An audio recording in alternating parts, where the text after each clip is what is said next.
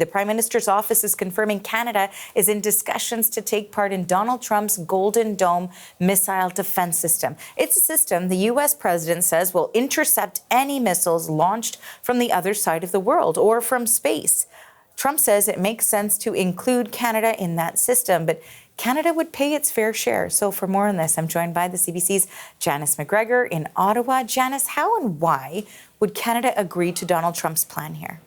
Yeah, and indeed, Donald Trump really likes to keep people sort of a little bit off guard. So there he was, sort of element of surprise yesterday in the Oval Office. Normally, if you were going to announce a significant step in terms of modernizing NORAD and having a new partnership on air defense, you would want to have your NORAD partner very much a part of that, very much kind of standing alongside you after coordination and planning. But nevertheless, there he was in the Oval Office yesterday spouting off about this notion. Mind you, he had signed an executive order back in January, authorizing a mandate for creating a so-called Iron Dome. It's since been rechristened the Golden Dome over the U.S. And also in so discussing that concept, he was acknowledging that, in between Alaska and the rest of the U.S. is a whole lot of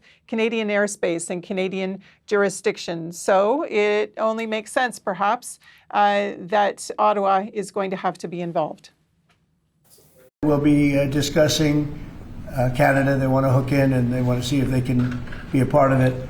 That sort of makes sense. I guess that's what I was talking about from day one. It just automatically makes sense, and it won't be very difficult to do, but they'll pay their fair share.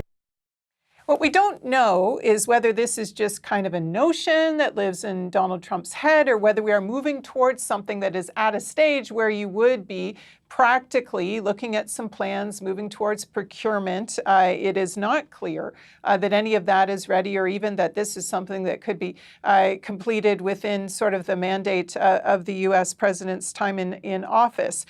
This is not a new idea, the idea of joint continental missile defense. It came up, for example, in the 90s and the early aughts. The Martin government back in the day faced some friction with the Bush administration for not being willing to participate at that point. But of course, the threats now have changed.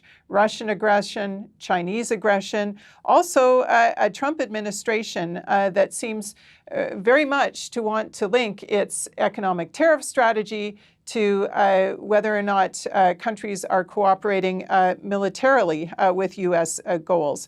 Trump is very enamored with the idea that Israel has a kind of this dome-like protection over its territory, but we are talking here about geography that is magnitudes times bigger, which is why this is magnitudes times bigger of a challenge for the militaries to even try to execute. Nevertheless, this was the statement we got from the Prime Minister's office, that Canadians gave the Prime Minister a mandate to be negotiating a new security and economic relationship, that they have had wide-ranging and constructive discussions with counterparts, and acknowledging that this includes strengthening NORAD and initiatives like the Golden Dome. So it has come up, apparently. This seems to be linked to the negotiations we know are going to unfold over the next couple of weeks towards this trade, economic, and security partnership that they're starting to message about. But we know also that former Defense Minister Bill Blair was in Washington, did signal that Canada would participate in some kind of a system to detect incoming threats to the continent. This in the context of the need to modernize NATO, the need to coordinate continental defense against cruise missile or other aerial attacks. Blair apparently has said that this only makes sense. A U.S. general, though, that spoke at a military conference in Ottawa recently suggested Canada's role might be mostly about sort of what they call the sensor detection system. Not so much that Canada would fire the interceptor missiles to confront the attacker, but that it would be part of, if you will, the early warning system to see the threats as they're coming over. And then in terms of budget planning, where does all of this fit in, Janet?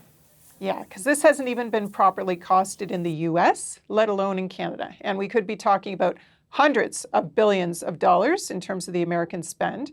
So if Trump is talking about Canada being involved in the pricing for that, this really would be looking at something that could be an absolute budget buster for Ottawa. Prime Minister Mark Carney said on Sunday that the uncertainty over how much more Canada's going to have to spend on military contributions is one of the reasons why they're delaying the federal budget until the fall.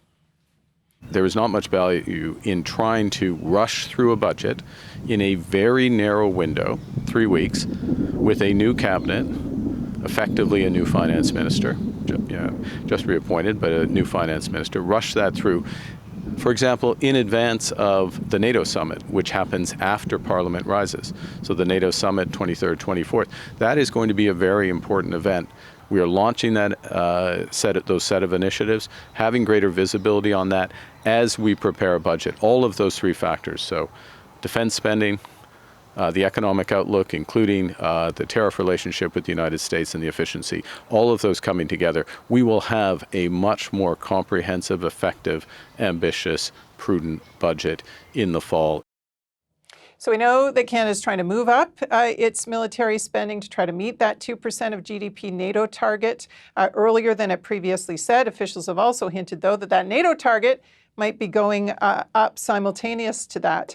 Trump has accused Canada of being a free rider off of its military protection because the economic and trade conversation is now very linked. You probably have a situation where two things are simultaneously true.